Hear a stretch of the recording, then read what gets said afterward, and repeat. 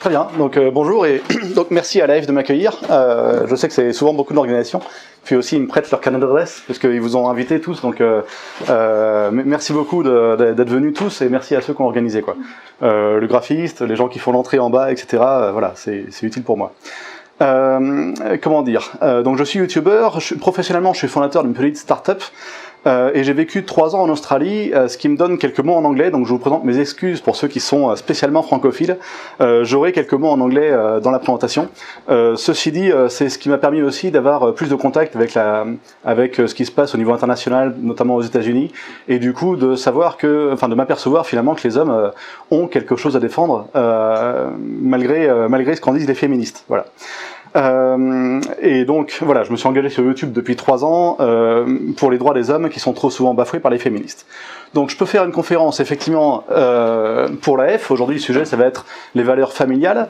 Je suis capable aussi de faire des conférences sur simplement les droits des hommes ou sur d'autres sujets. Je serais ravi un jour que des féministes m'invitent, par exemple à la France Insoumise ou à des choses comme ça. Je suis assez persuadé que ça n'arrivera pas, mais je prendrai tout à fait l'invitation si ça arrive et je ferai un sujet adapté à leur sujet. Voilà. Donc avant de commencer, je voudrais poser une question aux hommes qui sont dans la salle. Si vous voyez un jour une femme se faire agresser dans la rue, qui d'entre vous interviendrait? Ok. Bon, c'était une question assez rhétorique. Question similaire dans le travail. Si vous voyez une femme ne pas être respectée au travail, qui d'entre vous interviendrait oralement auprès de son chef, par exemple? Un peu moins de personnes, mais voilà, quand même. Voilà, c'était 100% pour le premier, donc voilà, félicitations à vous, je pense que vous pourriez presque vous applaudir. En France, il y a tous les ans 220 000 femmes qui sont battues et plus de 126 femmes, d'après le ministère de l'Égalité, d'après l'AFP, qui sont décédées en 2019, et une femme sur 5 a été victime de violences sexuelles au travail. Donc, je ne veux pas que mon genre de discours occulte les violences contre les femmes, et j'aimerais aussi couper court à toute critique, c'est-à-dire que il est de notre rôle en tant que société de défendre les droits et l'égalité des droits pour les femmes, et de faire qu'elles puissent vivre libres, heureuses et conformément à leur choix. Et j'insiste sur le conformément à leur choix. Voilà. Donc, aujourd'hui, on peut constater, depuis assez longtemps d'ailleurs, depuis les années 70, un éclatement du mariage. Il y a de moins en moins de gens qui se marient. C'est pas si terrible quand même, il en reste quand même, mais on a une courbe assez flagrante. Donc le sommet des mariages, c'était en 1972, et depuis 65 à 75, il y a eu beaucoup de lois sur le divorce, sur, vous savez, l'IVG, etc.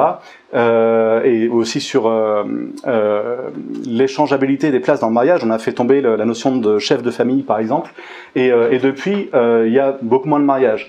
Les divorces aussi, c'est une toute petite courbe ici en bas, mais mine de rien, ça a plus que doublé. En 70, ça devait être 40 000. En 85, on est à peu près au maximum et ça restera à ce niveau-là. Du coup, aujourd'hui, le ratio, c'est vraiment le ratio qui a le plus changé. On a un divorce pour 2 mariages. Voilà. Ce qui est intéressant aussi, c'est les naissances hors mariage. Donc tout ça, ça s'est passé dans les années 80 finalement. Ça a été la décennie où il y a eu les changements. Et maintenant, ce qu'on peut étudier, c'est quels sont les impacts de ces changements 20 ans ou 30 ans après. Ce dont on s'aperçoit aussi, c'est l'élongation, alors attention aux yeux, voilà, l'élongation de ce terme. Au début, on avait les gays et les lesbiens. Ensuite, on a rajouté les bisexuels, les transgenres, les transsexuels, les queers, les questioning, les intersexes, les alliés, parce qu'il en faut, ça c'est pas une orientation, c'est juste être allié à eux, les asexuels, les pansexuels, et j'ignore pourquoi est-ce qu'ils n'ont pas rajouté par exemple les gender fluides ici, ou d'autres termes. Donc c'est assez amusant de savoir dire ce mot-là, je me suis beaucoup entraîné pour savoir le dire à l'antenne, donc ce sont les LGBTQIAAP. Voilà. On pourrait se dire que c'est dû à une baisse de la chrétienté. J'ai ici le graphe de la fréquentation des églises. Donc, en 52, on avait 81% des Français qui se disaient catholiques, et en 2010, on n'a plus que 64% des Français. Avec un petit pic en 72, justement, ça a été toute cette époque de révolution culturelle, on va dire. Et en 52, on avait 27% de pratiquants de français, et en 2006, 4,5%. On pourrait dire que c'est totalement dû à ça ou totalement dû à la loi, mais je crois plutôt que c'est un ensemble. Ça a été la culture, vous savez, de mai 68, c'est une assez grande évidence. Ça a été effectivement la base de la chrétienté, ça a été l'évolution de la loi, et ça a été, je pense aussi, le travail intensif des féministes. De quoi on peut s'apercevoir aussi? Là, je vous fais un petit panorama de la famille. Là, je pense aux enfants. On remarque que le niveau d'éducation baisse. Ils sont de moins en moins bons en calcul. Comment dire, ça, c'est un graphe du ministère de l'Éducation. L'année était indiquée dessus. Hop, je n'ai plus l'année, mais voilà. Et qui montre l'évolution des performances en calcul des élèves. Donc, on ne peut pas encore dire que c'est corrélé, pas avant la présentation, mais on peut dire qu'il y a un certain problème qui se dégage. Voilà. Je voudrais vous citer une citation du garde des Sceaux de 1975, qui nous a dit de manière absolument extraordinaire, « Il ne s'agit pas, comme certains peuvent le penser, il parlait d'une nouvelle loi sur le divorce, d'augmenter le nombre de divorces ou de faciliter le divorce. Nous avons un cas de divorce en France pour 9 mariages, c'est important, mais c'est tout de même une minorité. Le mariage est une institution solide en France. » Il a dit ça en 1975, et après on a eu la décennie de 80-85. Vous savez, Goldman qui écrit la chanson « Elle a fait un bébé toute seule ». On a eu voilà, toute cette inclusion culturelle du fait qu'il y avait de plus en plus de femmes célibataires et de rupture de mariage, quoi. Voilà. Alors, qu'est-ce qui nuit, du coup, à l'unité de la famille, telle qu'on la voit ici? Je voudrais commencer par le travail. Désolé de passer de famille au travail, mais c'est quand même très très imbriqué. J'ai pris la page de l'INSEE sur les écarts des revenus au sein des couples. Et c'est indiqué ici, en 2011, aux âges actifs, 3 femmes en couple sur 4, 3 sur 4, gagnent moins que leur conjoint, en tenant compte des revenus annexes comme la retraite et le chômage. En moyenne, les femmes contribuent à hauteur de 36% aux revenus du couple. Donc il ne s'agit pas ici de faire le procès des femmes, c'est pas pour ça que je fais la présentation. C'est pour dire que voilà, ça fait 30 ans qu'on nous bassine avec le féminisme. Les femmes d'ailleurs ont toujours travaillé. Si on retourne en 1800, on a des témoignages de femmes qui travaillent, on a des témoignages dans les mines, etc. Ça a toujours été un sujet. Mais on nous bassine en nous disant qu'il faut qu'on atteigne un certain quota au travail. Et malgré tout, en 2011, on a encore seulement 36% des revenus du couple qui sont apportés par les femmes. Donc les femmes, on les incite à travailler, mais on dirait qu'elles ont un certain freinage et qu'elles ne prennent pas la vie professionnelle aussi rapidement que ce que le prétendent, qu'elles n'avaient pas une autant grande envie de prendre la vie professionnelle que ce que le prétendent les féministes. 36%, ça veut dire aussi que les hommes gagnent donc les 2/3 dans le foyer et les femmes 1/3. C'est-à-dire que les hommes gagnent 2 fois plus dans un foyer. Donc on peut voir ici que c'est pas dû aux inégalités de salaire. Si on gagne 2 fois plus, c'est qu'on est à temps plein, ou c'est que la femme s'est arrêtée pour faire des enfants. C'est que ça peut être aussi que les gens ont des aspirations différentes et moi, chez mes parents, par exemple, mon père a toujours beaucoup travaillé, il était directeur d'un lycée, et ma mère a toujours fait du bénévolat. Et je crois que c'est à peu près ça l'image. Ça ne veut pas dire que la femme est au repos à la maison, ça veut dire qu'elle va faire d'autres choses. Et mon père a toujours été ravi de financer sa femme, c'était un devoir pour lui, de faire du bénévolat, et donc il en faisait sous la forme de financer sa femme, de façon à ce qu'elle puisse faire du bénévolat. Voilà. Donc, toutes les inégalités que le ministère de l'égalité nous prétend, quand on voit ce chiffre de 36% et que les hommes gagnent encore 2 fois plus que les femmes, c'est clair qu'il y a autre chose qui se joue que juste une différence de salaire sur place. Voilà. Hop, excusez-moi. Voilà. Alors, la raison, c'est que les femmes choisissent, c'est ce qu'on voit dans les graphes, souvent leur orientation par plaisir. C'est-à-dire qu'elles font un mix entre l'envie d'avoir un travail, mais aussi l'envie d'avoir un travail qui leur plaît, qui ait de la signification pour elles. Et c'est quelque chose qui me fait assez rigoler quand je regarde les proportions des filles dans les classes prépa des grandes écoles. Donc, si on prend les prépas scientifiques, on a 30% de filles, les prépas éco, on a 55% de filles, et les prépas littéraires, plus de 70% de filles. Idem dans les écoles d'ingénieurs et dans les écoles de commerce, on a beaucoup moins de filles en ingénieur, beaucoup plus de filles en école de commerce. Il faut savoir que les écoles de commerce, c'est aussi beaucoup de management, beaucoup d'interactions avec des gens. Et par contre, ça rapporte beaucoup, les écoles de commerce. Autant le littéraire, je ne suis pas persuadé que ça rapporte beaucoup, autant les écoles de commerce, elles ont ici l'opportunité d'avoir une carrière très très intéressante. Hop. Donc, on a promis aux femmes l'idée qu'elles pouvaient investir au travail, mais elles ne se sont pas ruées sur les jobs de construction du monde tels que l'entendent les hommes. C'est-à-dire construire, j'aime bien l'expression construire des empires, mais voilà, moi j'ai une entreprise, j'ai été ingénieur parce que j'aimais construire des choses, construire des logiciels en l'occurrence, etc. Et c'est pas la même façon dont les femmes l'entendent. Donc il y a toujours cette différence sexuée, et quand Marlène Schiappa nous parle de l'égalité parmi les ingénieurs, si les femmes ne souhaitent pas être ingénieurs, je trouve ça anormal de les y forcer. Et là, j'ai beaucoup d'exemples, parce que voilà, j'ai été ingénieur, donc j'ai eu beaucoup de collègues qui étaient féminines à l'école, et puis j'ai pu suivre leur parcours depuis assez jeune. Et j'en connais une, par exemple, après ses études d'ingénieur en électronique, elle a programmé des drivers d'écran pendant 5 ans. Et elle a toujours extrêmement déprimé. Ça a été une épreuve terrible pour elle de rentrer dans son entreprise à Paris. En plus, à Paris, vous êtes entouré d'énormément de gens, donc vous êtes vraiment insignifiant. Et de se retrouver dans un cube de travail et de devoir programmer ces drivers d'écran.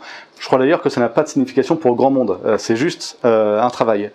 Et ça l'a rendu drôlement triste. Et moi, quand je lui ai posé la question, ce qu'elle m'a répondu après, je sais pas trop, 7-10 ans de carrière, elle a dit, moi j'aurais toujours aimé faire de la bio. Donc voilà, je pense que quand les féministes essayent de forcer les femmes à faire de l'ingénierie parce que les hommes le font, parce que ça rapporte, et parce que c'est là que les hommes sont et qu'il faut 50% de femmes à cet endroit-là, je pense que c'est vraiment une erreur. Et il me semble que les femmes l'expriment à travers ce genre de graphe. Il faut que les gens aient le choix de faire le travail qu'ils veulent, et à partir du moment où ils ont le choix, c'est normal d'avoir des différences entre les sexes. J'ai pas pensé à rajouter le graphe, mais on a quelque chose qui s'appelle le Gender Equality Paradox. C'est un graphe sur lequel on indique l'index d'égalité homme-femme dans un pays, c'est-à-dire il est calculé sur les droits des femmes, le progrès, etc. Bon, c'est un index assez composé, et en ordonnée, c'est le nombre de femmes dans les STEM, dans les métiers de l'informatique. Et on remarque une corrélation. Et c'est pas les pays où on est le plus féministe, c'est là où il y a le moins de femmes dans les STEM. C'est-à-dire que quand les femmes ont le choix, finalement, elles s'orientent moins vers les STEM que, par exemple, en Tunisie ou au Maroc, où les STEM, c'est les sciences techniques, l'ingénierie et les mathématiques. Que, par exemple, en Tunisie ou au Maroc, où elles vont plus en faire. Donc, c'est pas parce qu'on fait plus d'égalité qu'on retrouvera plus de femmes ingénieurs. Voilà, c'est vraiment une erreur de penser de cette façon-là.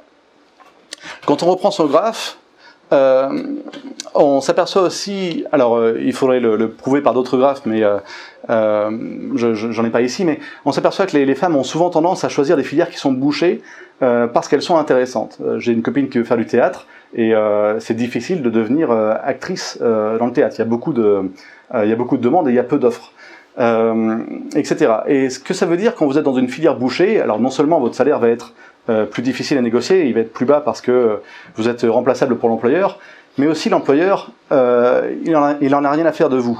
Il peut vous virer à tout moment, et c'est particulièrement ce genre de filière-là où on est harcelé. Donc je connais quelqu'un d'autre qui a fait de la biologie, qui est devenu effectivement ingénieur en agronomie, etc. Et elle dit que effectivement c'est un secteur bouché et on est extrêmement harcelé dans ce genre de secteur. Donc voilà, comment dire, si les femmes continuent de s'orienter vers des secteurs où elles sont moins désirées, elles continueront d'être harcelées dans ce genre de secteur. Donc il faut faire attention quand on parle d'égalité et quand on parle de harcèlement. Peut-être que les hommes sont moins harcelés, et quoi qu'on le calcule, on ne fait pas beaucoup de statistiques dessus, mais surtout, il faut voir quelle est l'orientation qui a été choisie, parce que ça peut dépendre beaucoup, suivant qu'on est ingénieur en bio ou ingénieur en électronique. Voilà. L'électronique est beaucoup plus geek. Je poursuis sur cette fille qui me sert de très bon exemple. Hop. À 35 ans, donc, elle était toujours célibataire. Elle a vraiment, elle s'imaginait en tant que cadre dynamique, et donc elle a essayé de progresser jusqu'à ce qu'elle le soit. Elle était toujours célibataire et triste parce qu'elle n'a jamais réussi à résoudre ce côté professionnel.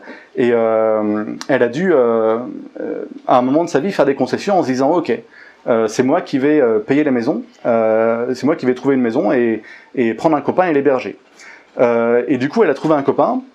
Et je trouve ça amusant, alors c'est un exemple individuel, mais je trouve ça amusant parce que le copain, c'est quelqu'un qui est en échec professionnel, mais qui était en échec scolaire. C'est-à-dire que dès qu'il a un CDI, il l'abandonne. Il ne supporte pas, il arrive parfois à passer la fin de période d'essai, mais il ne supporte pas de rester en CDI. Il a une phobie du travail.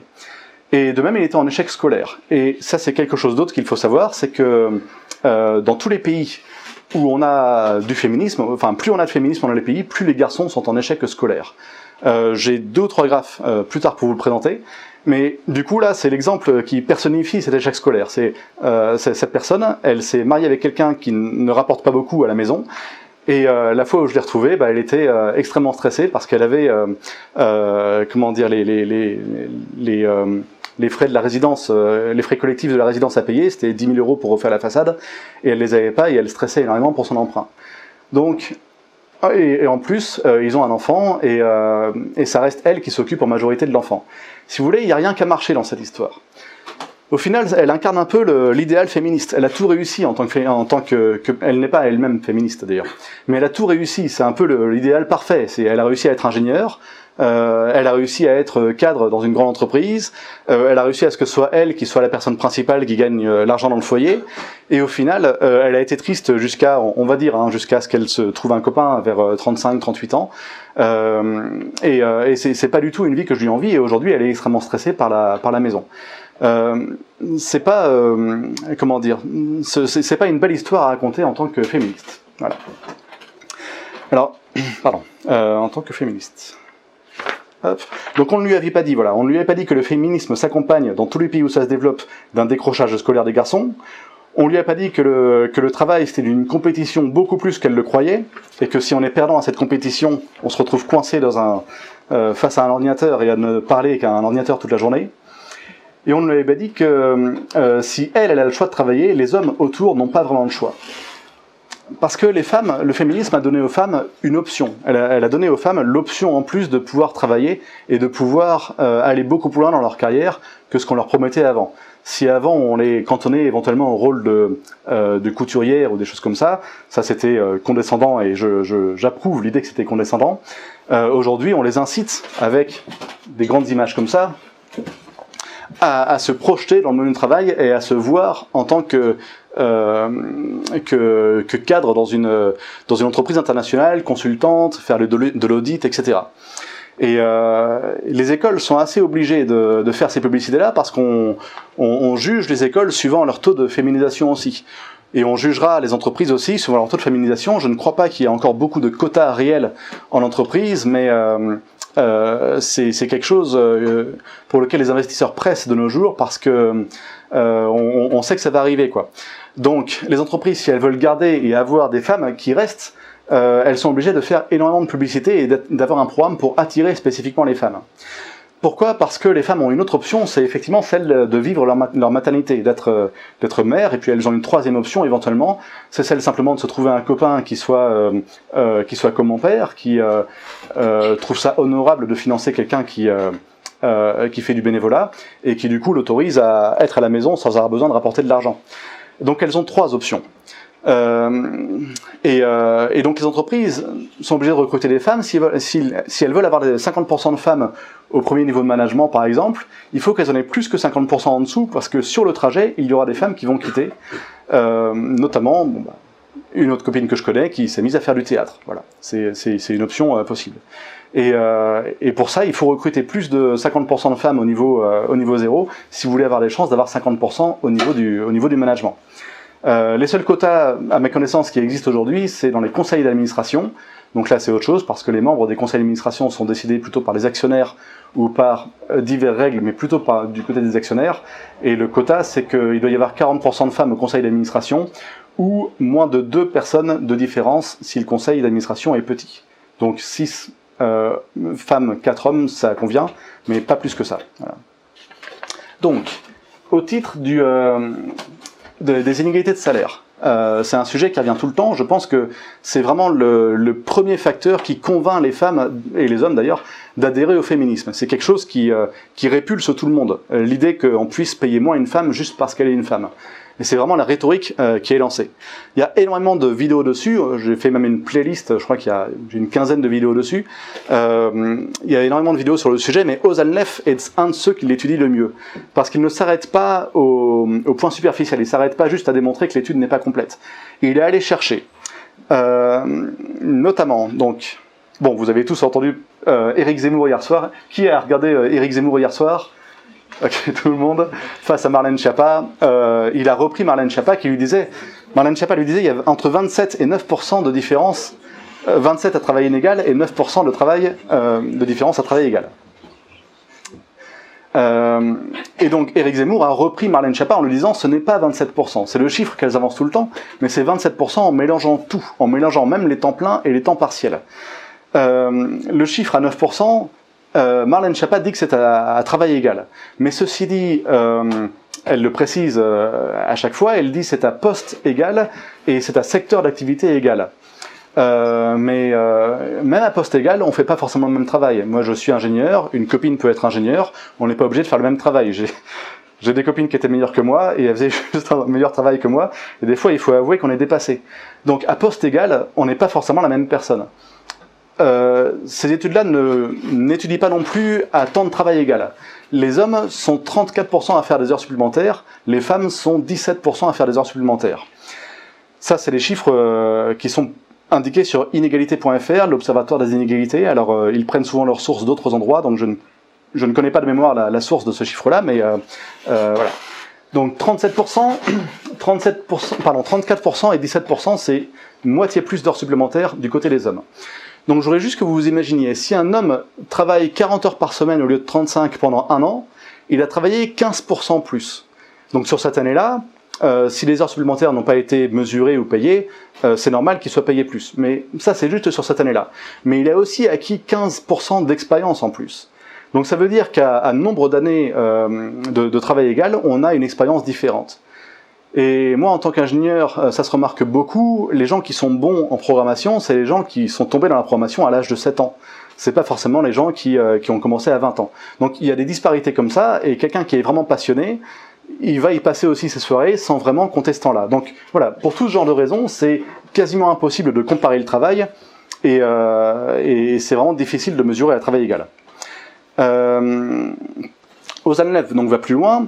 Il va vraiment en profondeur donc sur ces deux vidéos-là, donc pour en finir avec le mythe du plafond de verre et pour en finir avec le mythe de l'écart salarial. Il va plus loin et il mesure la performance. Hop, la performance. Voilà.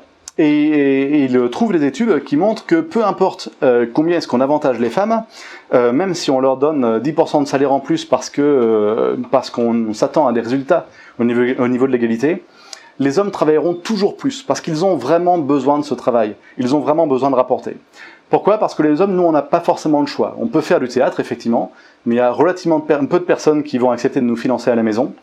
Et notre autre façon de nous exprimer, c'est le travail. Et c'est là qu'on va construire des empires au travail, qu'on va aller abandonner notre terre natale pour aller à l'étranger. Par exemple, les bitcoins, c'est la nouvelle frontière numérique. Du coup, les bitcoins sont détenus en immense majorité par les hommes. Voilà, on a tendance à expérimenter pour essayer d'aller trouver le succès. Pourquoi ? Parce que sans ça, on a du mal à être reconnu par les femmes. Et là, j'insisterai, c'est que les femmes, malgré le féminisme, les femmes elles-mêmes n'ont pas changé. Le féminisme fait pression pour que les hommes changent énormément, mais il dit juste aux femmes d'aller travailler. Bon, c'est un changement énorme, mais elles n'ont pas changé dans leur goût, c'est-à-dire qu'elles restent attirées par des hommes qui gagnent plus. On l'a vu, c'est la première statistique, 75% des femmes ont un mari qui gagne plus qu'elles. Donc on pourrait dire que c'est la différence de salaire, l'inégalité de salaire, etc. Mais c'est peut-être aussi simplement un choix. Les femmes ont peut-être du talent pour reconnaître les hommes avec du potentiel et abandonner ceux qui n'en ont pas. Voilà. Donc voilà, pour Ozalnef, si vous voulez, les hommes sont prêts à mourir au travail. On a, je crois, 17 fois plus d'hommes qui meurent au travail que de femmes. C'est sur l'ordre de 500 personnes en France. Mais les hommes seront prêts à mourir pour finir un chantier plus vite, ils feront une imprudence, quelque chose comme ça. Alors les féministes diront qu'est-ce qu'ils sont imprudents, qu'est-ce qu'ils sont bêtes, etc. Mais quelque part aussi, ils ont la pression pour ramener l'argent au couple. J'ai trouvé une super illustration pour ça. Voilà, j'ai trouvé une fantastique illustration pour ça. C'est le taux de femmes et d'hommes aux États-Unis, en 1890. Donc c'est une vieille carte. Désolé, j'essaie de faire l'ajustement. C'est une vieille carte de 1890, donc c'est un petit peu après la ruée vers l'or. Là, en rose, on voit là où il y a plus de femmes que d'hommes dans la population. C'est la partie rose. En jaune, c'est là où il y a entre 0 et 5% de plus d'hommes que de femmes, ici en jaune. En jaune un peu plus foncé ici, c'est entre 5 et 10%. En jaune plus foncé ici, c'est entre 10 et 20%. Et en rouge ici, c'est au-delà de 20% d'hommes de plus que de femmes. Donc, moi, ce que je lis à travers cette carte, ça peut être dû à la natalité, mais il faudrait qu'il y ait des sacrées hormones dans l'eau pour que les gens naissent de manière aussi différente. Ce que je dis sur cette carte, c'est que là, c'est la partie colonisée. On a un espace mixte. Il n'est pas spécialement féminin, hein, c'est que entre 0 et 5%, donc c'est un espace plutôt mixte ici. Et plus on va par là, et plus on a un espace masculin. Donc les hommes, je suppose, parce que c'est aussi ce que l'histoire me dit, vont jusque dans le Far West, ils vont conquérir la nouvelle frontière, ils vont aller trouver du travail là où à la maison ils ne sont rien finalement, et ils vont essayer d'aller construire leur empire pour essayer de pouvoir séduire une femme. Et je suppose, disons qu'à l'époque, peut-être que les travails, peut-être qu'on les réservait, ou certains privilèges, peut-être qu'on les réservait spécialement aux femmes, et qu'on disait aux hommes, pars de la maison, il faut que tu ailles toi-même créer ton espace. Donc voilà, dans ce genre de carte-là, je vois vraiment l'image de la ruée vers l'or, et du fait que les hommes vont travailler, vont partir de chez eux pour aller travailler, quoi. Hop. Voilà, aujourd'hui c'est encore un petit peu le cas. On a encore plus d'hommes ici, finalement, plus de femmes ici. On a plus de femmes à New York, et on a plus d'hommes dans les endroits qui sont assez peu peuplés, donc dans les endroits difficiles à habiter, on a plus d'hommes. Et dès qu'on se retrouve dans le centre-ville de San Francisco ici, donc tout est rouge ici, donc il y a plus de femmes, mais dans le centre-ville de San Francisco, c'est là où on trouve le plus d'hommes. Parce que c'est là que... c'est là que toutes les startups qui créent le monde de demain sont en train d'essayer de foisonner. Et les hommes qui vont là-bas, il faut vraiment qu'ils aient un travail, parce que je crois que là-bas, si vous gagnez moins de 100 000 euros par an, c'est difficile de rester sur place, vous serez en colocation. Il y a une très bonne série qui s'appelle Silicon Valley d'ailleurs, qui montre les gens en colocation, qui essaient de créer leur start-up, etc. Donc voilà, on retrouve ce côté. Voilà. Hop. Donc, tout ça pour s'entendre dire à la fin, par le ministère de l'Égalité. Le ministère de l'Égalité édite plein de documents pour expliquer en quoi les femmes sont opprimées, etc. Et ils lisent notamment dans une partie de ce document, j'ai adoré, il y a plus d'employés femmes que de cadres femmes. Et ils montrent la pyramide, ils disent voilà, il y a 42% de femmes qui sont employées, 17% qui sont cadres seulement, et 8% qui sont ouvrières, 3,8% artisans et 0,8% agriculteurs. Ce qu'elle oublie un peu de mentionner ici, c'est que chez les hommes, il y a plus d'ouvriers que d'employés, évidemment. Et oui, voilà, plus de cadres aussi plus d'ouvriers que de cadres aussi. Donc chez les hommes sont plus ouvriers et les femmes sont plus employées ici, et ça se voit. Et malgré tout, elles arrivent à en faire un titre et ça c'est systématique hein, chez les documents du ministère de l'Égalité, qui arrivent à plaindre les femmes en disant « Oh, il y a plus d'employés que de femmes ». Bah oui, elles ont des travails de bureau. Donc, moi, je suis pas contre au final qu'on aménage, disons, la vie des hommes et des femmes différemment. Je suis contre qu'on prétende que l'égalité existe. Si c'est vrai, alors ça peut être le choix des personnes, par exemple. Elles ont peut-être préféré être employées, etc. Donc ça, c'est un choix personnel. Si on nous dit qu'il faut le nombre égal de personnes dans les cadres, les ouvriers, etc., on voit qu'elles sont pas du tout arrivées au bout. Voilà. Donc, je suis pas contre qu'on aménage différemment, qu'on ait des rôles genrés dans la société, mais si on les a, il faudrait les assumer. Voilà. Et je voudrais finir cette section sur le travail par une citation de Marguerite Yourcenar, qui était la première femme à l'Académie française. Laissez-moi retrouver ma citation. Hop. Première femme à l'Académie française, qui me fait assez rigoler parce qu'elle était assez anti-féministe au final. Elle l'a peut-être jamais exprimé comme ça, mais elle avait pas sa langue dans sa poche. Et elle dit: beaucoup de femmes se font de la vie d'un homme un idéal et rêvent de la vie d'un monsieur qui se lève à 7h30 du matin, prend sa serviette sous son bras, avale rapidement son café et se précipite au bureau. Alors ça, comme idée de la libération, je ne suis pas persuadé, ou quelque chose comme ça qu'elle dit. Et voilà, je suis assez d'accord avec elle. Le travail ne libère pas en tant que tel. Le travail, c'est difficile. Si on fait bien son travail, on grossit. Si on fait trop bien son travail, on finit par mourir d'une crise cardiaque à 40 ans.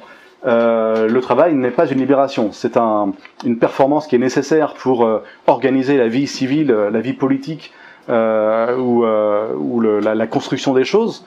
Mais c'est pas une libération. Le pire là-dedans, c'est qu'on a oublié de dire aux femmes ce qu'elles apportent. J'étais avec ma filleule l'autre jour, c'était le jour de son anniversaire, elle a 13 ans. Et on était au balcon, et je lui dis, regarde, tout ça, c'est les hommes qui l'ont construit. Et ils sont au 8e étage d'un bâtiment, ils ont une vue sur tout Lyon. Et je lui fais, mais regarde, tout ça, c'est les hommes qui l'ont construit. Tous ces bâtiments-là, tout ça, ça a été construit par les hommes. Le salon, les peintures, elles ont toutes été faites par les hommes. Qu'est-ce que les femmes apportent? Et c'était pas une question piège. J'étais pas en train de dire que les femmes n'apportent rien. Et elle savait pas dire ce qu'elle apportait, elle, en tant que femme. Et c'était le jour de son anniversaire, il y avait 8 personnes à table, mais je lui ai dit, mais vous apportez la vie, vous les femmes.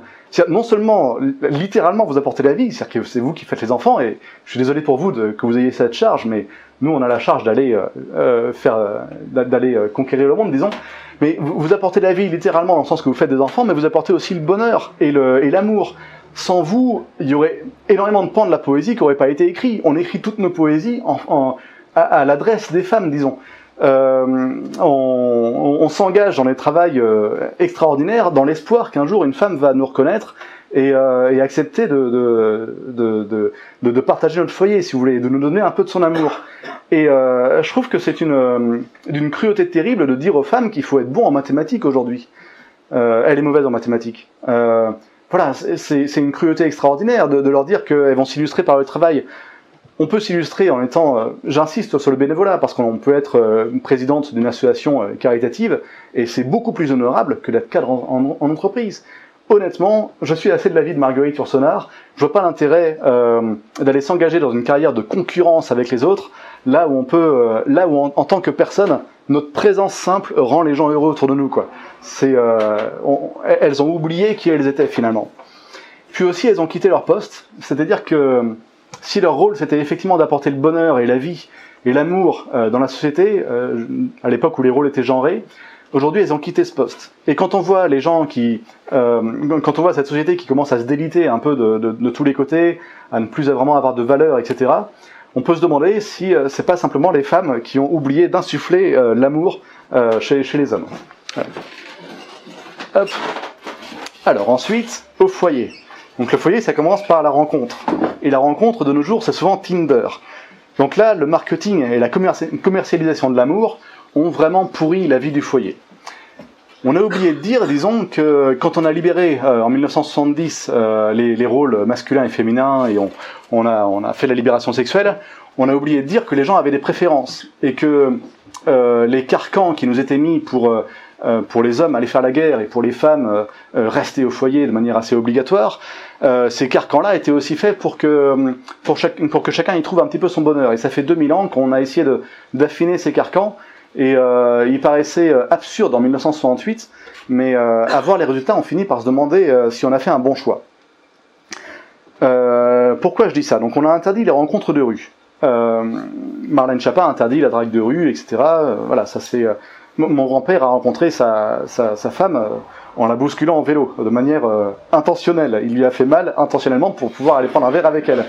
Voilà, ce genre de choses, maintenant, c'est interdit, c'est mal vu. On ne doit pas draguer les femmes dans la rue, on doit les draguer dans un endroit qui est prévu à cet effet, un endroit plutôt commercial, puisqu'on vit dans une société, on vit généralement en ville, disons, pour la majorité des Français, un endroit commercial, que ce soit un bar, une boîte de nuit, bonne chance, ou alors sur des applications de genre Tinder, qui rendent vraiment le marché de l'amour consommable, quoi. On prend, on jette, c'est vraiment le symbole de la personne. Bon, vous êtes certainement d'accord, je ne vais pas épiloguer là-dessus. Un tiers des mariages se sont rencontrés sur Internet. L'objectif des applications comme Tinder, il ne faut pas l'oublier, c'est de nous rendre addicts, de nous rendre dépendants, d'avoir un réflexe de retourner sur ces applications. Elles nous donnent aussi l'impression de foisonnement de propositions. Et au final, dans la trentaine, si on n'y prend pas garde, les filles peuvent finir, parce que les filles sont extrêmement désirées dans la trentaine, elles peuvent finir par par faire le tour de plein de garçons finalement, et par oublier quel était le but qu'elles cherchaient à l'origine. Alors c'est à elles de décider leur but, mais je pense pas que le but de tout le monde soit de coucher à droite et à gauche au final. Pour les garçons, Tinder est plus compliqué aussi parce qu'ils ont beaucoup moins de propositions. Il y a nombre de documents sur le sujet, je passe. Il y a aussi le côté marketing dans les journaux. C'est-à-dire, une fois que vous êtes en couple, les journaux vont essayer de vendre des articles avec les titres les plus addictifs, les plus accrocheurs possibles, voilà. Et ils vont vous sortir plein de chiffres qui vont vous montrer que vous êtes discriminé, parce que ça marche bien. On a envie, même moi en tant qu'homme, je fais plein de vidéos sur les hommes sont discriminés, et on a envie de se trouver discriminé. C'est une position confortable dans la société. Et tous ces chiffres-là, à chaque fois, il y a une erreur de raisonnement. 42% d'écart de salaire dans les droits à la retraite. Oui, mais si vous êtes resté avec votre mari, il n'y a pas de problème. On vous pousse ici une idée d'individualisme. Si c'est parce que vous avez moins travaillé, pour un enfant, vous avez le droit de certaines compensations, mais voilà, si c'est parce que vous avez moins travaillé, ça peut être normal aussi. C'est pas ce chiffre-là qui est normal en tant que tel, qui montre une discrimination en tant que telle. Médias, les femmes font 4 fois moins la une des journaux. Eh bien, peut-être. Si les hommes sont plus enclins à vouloir rechercher le succès ou la célébrité, pourquoi pas? Peut-être que les hommes sont dans les journaux plus souvent. Les tâches domestiques, alors ça c'est ça recrute moins que l'idée d'inégalité de salaire. Mais les tâches domestiques, faut savoir je trouve qu'elles sont extrêmement misogynes finalement quand elles listent les tâches domestiques pour en faire un calcul. C'est-à-dire qu'elles prennent que les tâches domestiques que j'aurais associé aux femmes. Et justement, elles trouvent que les femmes en font plus. Donc elles prennent le fait d'aller coucher l'enfant le soir, elles prennent le fait de lui faire un bisou ou de lui mettre un pansement quand il s'est blessé, et voilà, elles prennent ce genre de tâches. Elles ne prennent pas, par contre, les tâches que j'aurais affectées aux hommes, moi personnellement. C'est s'occuper de la voiture, changer les pneus, aller au garage, poser une étagère, refaire une salle dans la maison, etc. Donc finalement, à travers la démarche qu'elles utilisent pour obtenir ce genre de chiffres, c'est assez amusant parce que finalement c'est misogyne comme façon de faire. Voilà.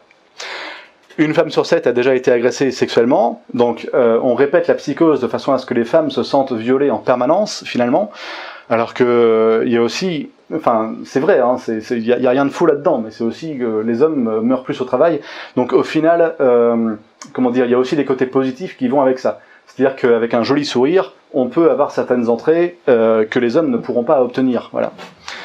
Plus d'une femme sur 4 est en temps partiel, ça ne veut pas dire que c'est subi, parfois c'est une chance d'être en temps partiel. Et enfin, l'inégalité de salaire qu'on répète dans chaque article pour faire croire que les hommes sont simplement des méchants. Voilà. Donc, j'admire les femmes qui, 20 ans après avoir consulté ce genre d'article tous les jours dans les journaux, après s'être fait sermonner, voilà, j'admire les femmes qui ne sont pas influencées par ce genre d'articles et qui n'ont pas une sorte de psychose, d'une impression constante que leur mari les oppresse rien que par sa présence. Je pense qu'il y en a beaucoup qui cèdent à ces idées-là et qui accrochent du coup à l'idée du libéralisme sexuel en disant voilà, mon mariage ou mon couple c'est fini, je vais aller voir ailleurs et on est juste des électrons libres qui se rencontreront et se sépareront régulièrement à la façon Patrick Bruel ou des choses comme ça. Dans la culture qu'il décrit, ça donne vraiment envie d'aller voir à droite et à gauche.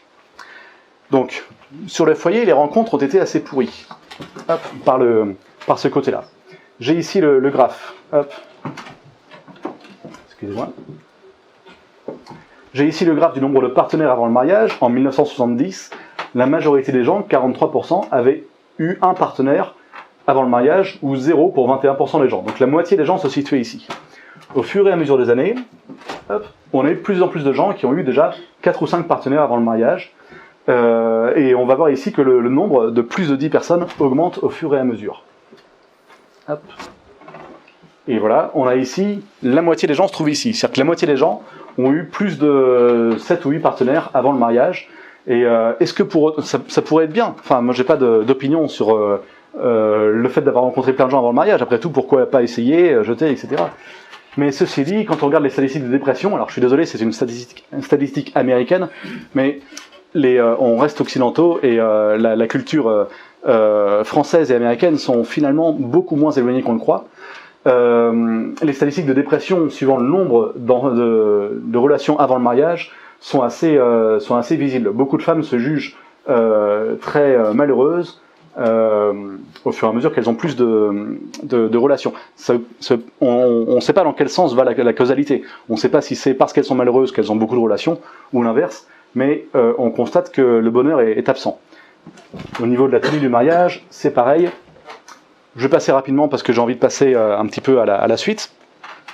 Les mariages, disons, la conclusion c'est que plus on a de relations avant le mariage, et moins le mariage dure longtemps. Hop. À la maison, donc les relations ont été assez pourries comme ça. Les hommes sont assez peu recherchés. Donc ça, c'est le graphe des gens qui sont en couple. Il y a beaucoup moins d'hommes qui sont en couple quand ils ont moins de 25 ans, et beaucoup plus d'hommes qui sont en couple quand ils ont plus de 80 ans. Donc là, on voit qu'il y a une préférence pour les filles en dessous de 25 ans, et que les filles acceptent de se marier avec des gens plus âgés, et que les hommes, du coup, qui se retrouvent à 20 ans, c'est utile de leur dire à l'avance, peut-être que vous ne serez pas très recherchés à 20 ans. Ça ne veut pas dire que plus tard, vous n'aurez pas du succès.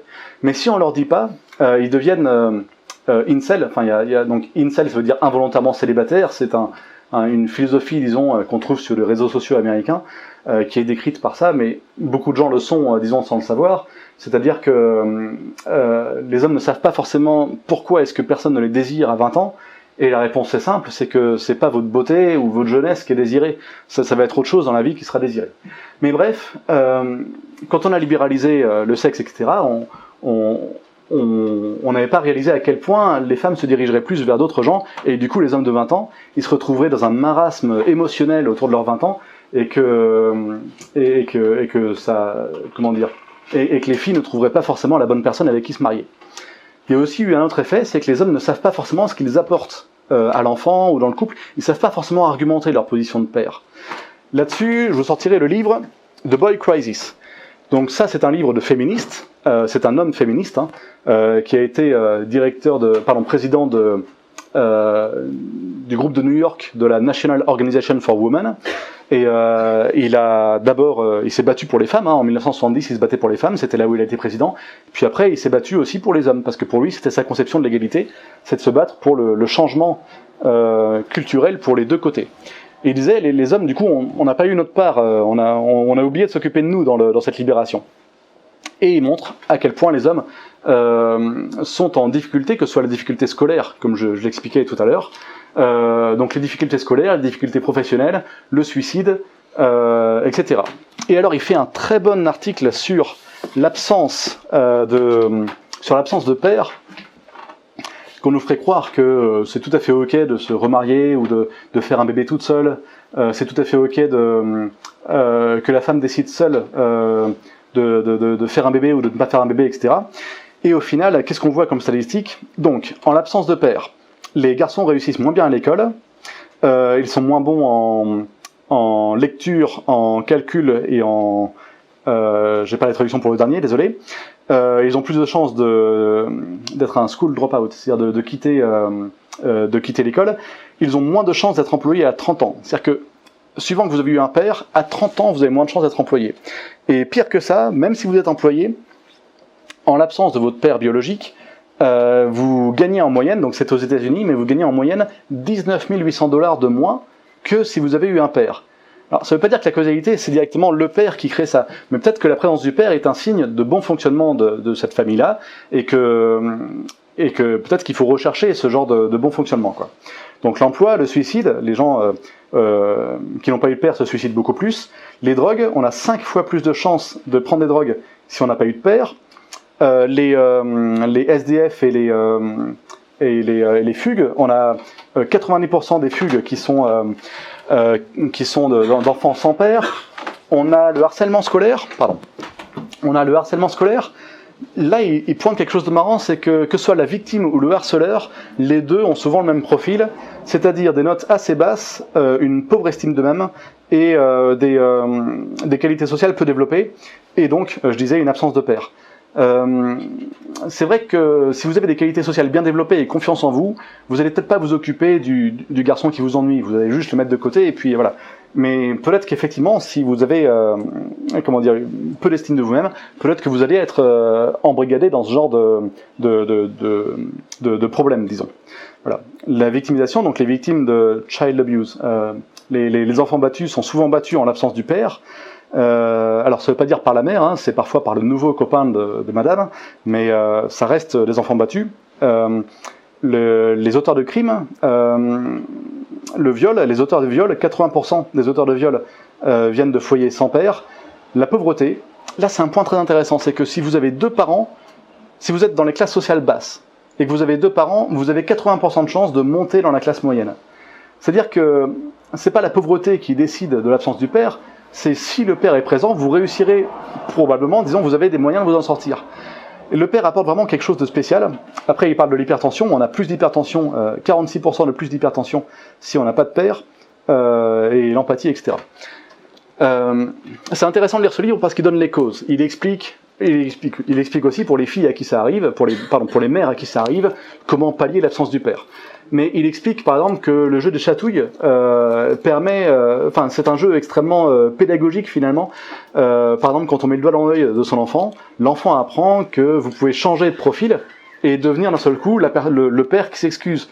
Donc vous passez du père joueur au père qui s'excuse. Et puis 2 secondes après, vous allez passer au père autoritaire parce qu'il va falloir aller se coucher. Mais l'enfant est super excité et du coup, il voit les différents aspects, disons, du père. Et il l'apprend aussi pour lui-même, c'est-à-dire que s'il met le doigt dans l'œil de son frère, eh bien il apprend qu'il doit effectivement changer de comportement pour faire une excuse sérieuse à son frère. Et voilà, tout ce genre de jeu de chatouille, les mères peuvent le faire aussi, mais ça reste différent, on a des rôles différents. Les mères se conçoivent comme plus gentilles, et je dis ça parce que il parle aussi d'une expérience en magasin où des jeunes de 13 ans essayent de faire passer une bouteille d'alcool par des gens dans un magasin, et la majorité, 90% des hommes ont refusé de passer la bouteille d'alcool au nom des enfants de 13 ans, et 90% des femmes ont accepté. Pourquoi ? Parce que les femmes se conçoivent comme plus gentilles, plus accommodantes, et je ne pense vraiment pas personnellement qu'il faille changer ces rôles-là. Il ne faut pas faire de l'ingénierie sociale, si vous voulez. On nous a dit maintenant il faut être égaux, peut-être qu'il ne faut pas être égaux. Peut-être que c'est nécessaire, parce que ça peut être nécessaire pour l'enfant de pouvoir aller voir son père et avoir une forme de règles qui sont bien établies, et savoir à quoi s'attendre, avoir un monde prédictible, disons, et pouvoir aller voir la mère quand on a besoin d'autre chose, quand on a besoin d'amour et d'affection en l'occurrence, et que ce soit... il n'y a pas forcément quelque chose d'anormal à ce qu'on ait des rôles genrés dans la société, donc il le démontre très bien ici. Ça fait 3/4 d'heure. Juste en conclusion de la situation des couples et des enfants, on remarque, donc ça c'est la conclusion de son livre, c'est les garçons qui ont mal, ils nous font mal. Et c'est le nombre de tueries dans les écoles aux États-Unis par année. Donc en 1966, il n'y en avait quasiment pas, et là en 2015, on arrive au maximum. Mais on s'aperçoit que c'est juste 20 ans après, 15-20 ans après, les années 80, et l'invention, je dirais, de cette quantité d'enfants sans père, où le père a été retiré. Donc voilà, c'est important en tant qu'homme aussi, c'est votre rôle en tant qu'homme, de savoir argumenter votre utilité dans le couple auprès de l'enfant, etc. Il ne faut pas reporter le tort sur la femme en disant « elle ne reconnaît pas mes qualités », etc. C'est à vous aussi de bien connaître vos qualités et de savoir les exprimer. On apporte quelque chose et c'est nécessaire. Voilà. Alors, ensuite, excusez-moi.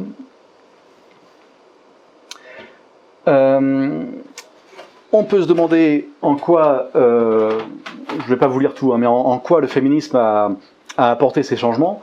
Et il y a eu beaucoup de choses du féminisme, beaucoup de dogmes, parce que il n'y a pas le droit de penser de certaines autres façons, en fait.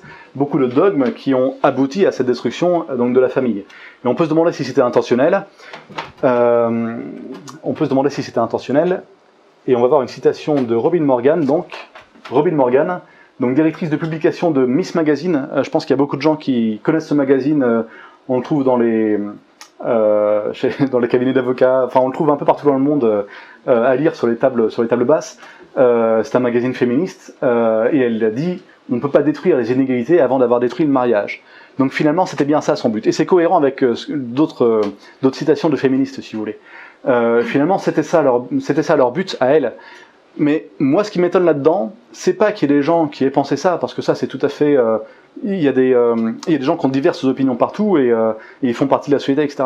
Moi, ce qui m'étonne, c'est qu'on les ait écoutés, en fait. C'est qu'on ait écouté toute cette philosophie, le libéralisme. Qu'est-ce que j'avais le libéralisme sexuel, le droit pour la femme seule de choisir l'avortement ou de ne pas choisir l'avortement, mais c'est elle seule qui décide et le mari n'a aucun droit par rapport au choix de tuer l'enfant. Voilà, il y a eu plein de choses là-dedans qui ont fait que le couple a évolué de cette façon-là, si vous voulez. Et on a ici donc la preuve qu'il y avait une intention, mais ça nous dit pas pourquoi est-ce qu'on a écouté ces personnes-là finalement. Et au final, c'est là que j'ai plus que 4 ou 5 slides. Ça c'est le nombre de femmes décédées sous les coups de leur mari.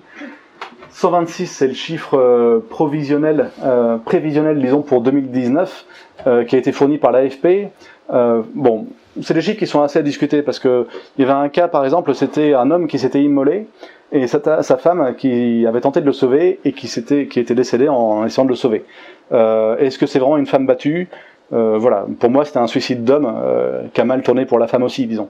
Donc voilà, c'est un chiffre assez vague, mais finalement on retrouve au fur et à mesure des années les mêmes chiffres. Au début d'année, on nous dit à chaque fois, sur le calcul de janvier, on nous dit il y a eu un doublement cette année, puis à la fin de l'année, en décembre, on s'aperçoit que finalement le chiffre c'est 126. Voilà, c'est compliqué, mais on s'aperçoit qu'il n'y a finalement pas de progrès pour les femmes. On s'aperçoit qu'au travail, toute cette campagne pour qu'on ait plus de femmes dans tous nos travails d'ingénieurs, parce que moi je connais ça bien, mais voilà, tout ça participe plus à décrédibiliser des femmes. On va trouver des femmes parce qu'elles passaient là devant le bureau, on va les prendre, on va les embaucher, je caricature. Mais au final, ça ne participe pas à la crédibilité des femmes. Et au final, on peut se demander est-ce qu'il y a vraiment du progrès pour les femmes. Surtout quand on voit les budgets. Il y a une augmentation tous les ans du budget du ministère de l'égalité, donc 230 millions sous Hollande, 420 millions sous Macron, 530, puis maintenant on est à entre 1 et 1,2 milliard qui inclut la diplomatie féministe de Macron, donc j'aime bien ça parce que je pense que Macron finance quelques associations qu'il aime bien à travers ce genre de choses-là. Je ne sais pas si ça permet de refinancer les gens qui l'ont élu, mais je pense qu'il y a une petite perte d'argent là. Je pense qu'il n'y a pas grand-chose finalement qui sert réellement pour les femmes. Surtout quand on voit le graphe précédent, il n'y a pas, j'ai du mal à y voir un progrès.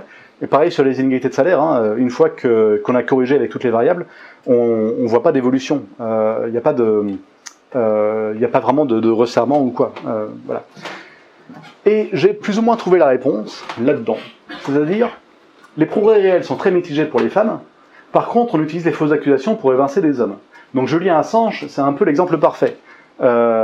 Julien Assange, c'est celui qui a révélé la corruption des grands, de nombreux grands de ce monde, disons. Et il s'est caché pendant 8 ans à l'ambassade d'Équateur à Londres. Et pourquoi est-ce qu'il s'est caché ? C'est parce qu'il avait sur lui une accusation de 2 femmes portée en 2010 de la Suède, et du coup il a eu un mandat de perquisition. Donc la seule raison pour laquelle il était pour laquelle on a essayé de le faire tomber, c'était ces 2 accusations, plainte qui a été close, réouverte et refermée en 2019, juste après qu'il ait pu être extradé aux États-Unis. Donc voilà, qu'on n'aille pas me dire que c'était un problème réel de femmes ici, c'était une accusation qui a été utilisée à but politique. Idem pour Brett Kavanaugh, donc juge nommé par Trump à la Cour suprême. Le point commun qu'il y a souvent entre ces accusations, c'était que celle-là, c'était pour une accusation il y a 30 ans, c'est-à-dire en 1985, à 5 ans près, la personne ne savait pas quand s'était située l'accusation, elle ne savait pas dans quelle maison, c'était pas elle la victime, elle disait juste j'ai été témoin qu'à l'étage il a violé quelqu'un, mais je ne sais pas qui, et je ne sais pas ce qu'il y avait comme témoin. Tout ce que je sais, c'est que j'avais pris une bière. Enfin, si vous voulez, de la part de ce genre de personnes-là, on comprend que finalement, là, le féminisme est détourné, finalement, non pas pour profiter aux femmes, mais pour servir à des buts politiques. Et idem pour Boris Johnson, le Premier ministre d'Angleterre. Pendant la prorogation, il a reçu une plainte qui finalement n'a pas eu plus d'écho que ça, peut-être parce que les gens commencent à être habitués, et que finalement il y a plus grand monde qui croit à ce genre d'accusation utilisée à but politique. Neymar aussi, j'ai vu quasiment personne qui a cru l'accusation d'office. Donc ça participe à décrédibiliser finalement les violences contre les femmes, mais ce que je vois à travers ça, c'est que les puissants de ce monde ont l'air de détourner le féminisme pour l'utiliser dans des buts politiques, dans des buts de purge, dans les buts de féminiser par exemple une assemblée de façon à ce que les gens soient plus de votre opinion ou pas, mais voilà, j'y vois un détournement plus politique qu'autre chose. Et j'ai ma dernière slide, la conclusion, hop. Donc, pardon, désolé, 2 slides, désolé. Conclusion, baisse du niveau de natalité. Conclusion, on a ce genre de titre, sans l'arrivée de migrants, l'Union Européenne se dépeuple. Et c'est un petit peu ça, peut-être le but final du féminisme, on n'en sait rien finalement. Et donc, la vraie slide avec laquelle vous pourrez partir, c'est plutôt voilà comment résister. Comment résister? Donc, il faut déjà savoir humainement, comment résister? Donc, il faut déjà corriger les règles du mariage. Pour l'instant, l'homme n'acquiert aucun droit quand il signe le papier de mariage. Il ne fait qu'en perdre. La femme en acquiert, puisqu'elle acquiert au fur et à mesure le droit à la prestation compensatoire, etc. Donc, quelque part, les règles du mariage, elles sont certainement à revoir si vous voulez que les hommes se marient un petit peu plus. Mais aussi les règles des relations entre les couples. Aujourd'hui, l'avortement est seulement décidé par la femme, et je ne veux pas dire que c'est à l'homme de décider de l'avortement de la femme, mais il y a certainement quelque chose à discuter sur le thème de la paternité, quoi. Si vous voulez que les hommes retournent vers les filles et recommencent à être séduits, il va peut-être falloir avoir une grosse discussion sur le côté légal du mariage, etc. Le fait que les hommes ne puissent pas avoir beaucoup d'impact, par exemple, sur l'enfant, ou qu'au moment du divorce, on ne leur accorde pas la garde, ça change beaucoup de choses aussi sur leur pouvoir pendant la relation, et du coup, peut-être que les hommes peuvent se sentir moins légitimes pendant qu'ils sont pères, et du coup, moins être utiles à l'enfant. Humainement, il faut savoir, donc avec ce livre, réincarner son rôle genré. Faut assumer, vous n'êtes pas obligé, et c'est normal d'assumer le rôle genré de l'autre côté. Si vous êtes une femme et que vous voulez être ingénieur, c'est absolument génial, mais vous n'êtes pas obligé. Vous pouvez être un homme ou être une femme, bien le vivre, et il faut absolument l'assumer. Voilà. Savoir ce qu'on apporte à son fils, et savoir expliquer aux jeunes quels sont les défis auxquels ils vont être confrontés. Et enfin, sachez débunker les études féministes. Il y a peu de ces études qui sont vraies, elles sont toutes tirées par les cheveux de façon à servir dans les médias, mais elles sont très discutables. Donc voilà, je vous remercie, et est-ce que vous avez des questions ?